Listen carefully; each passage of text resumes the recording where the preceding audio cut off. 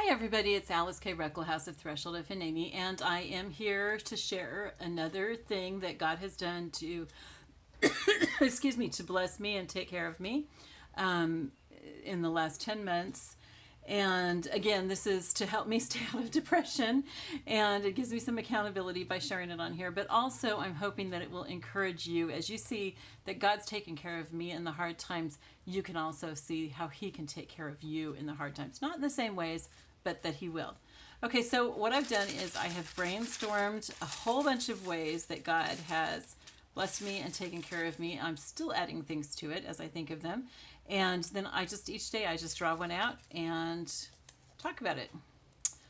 Relevant radio. Okay, this is a really big one, you guys. This is like so huge. This is another one of those really big things that God has used in my life.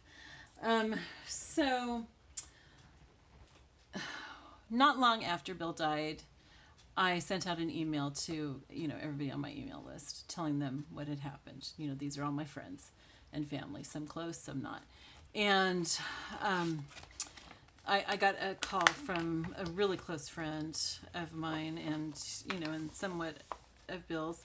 And he became even a closer friend during, the months after Bill's death, just as he was just like really there for me. He called almost every night and we would talk, and just having somebody to talk to, you guys, is huge. Just really, really huge. And that in itself was enough.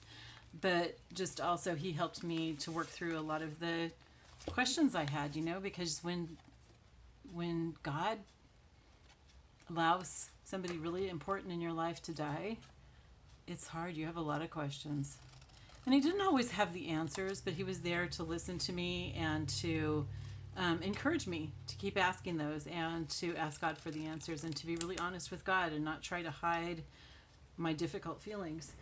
But anyway, one of the things that he suggested to me, and he had been suggesting this to me actually for probably a year or two, as we would talk and stuff, was that he had been listening to this radio station up in Wisconsin, and he lives in Minnesota, so close by for him, and called Relevant Radio, and is a Catholic radio station. And I'm Protestant, so is he. But he had been listening to it and had found that it was just really encouraging and and uplifting. And so he suggested that I see if either there was a station near me or I could download the app on my phone, which is what I did. I downloaded the app, and so I've been listening to that for about 9.5 months, and I listen to it just here and there. I listen to it sometimes like first thing when I get up in the morning. I turn on the app because I put my phone in my pocket because I have a pedometer on it and carry it around with me while I feed the animals or do whatever else I need to do to get ready for work. And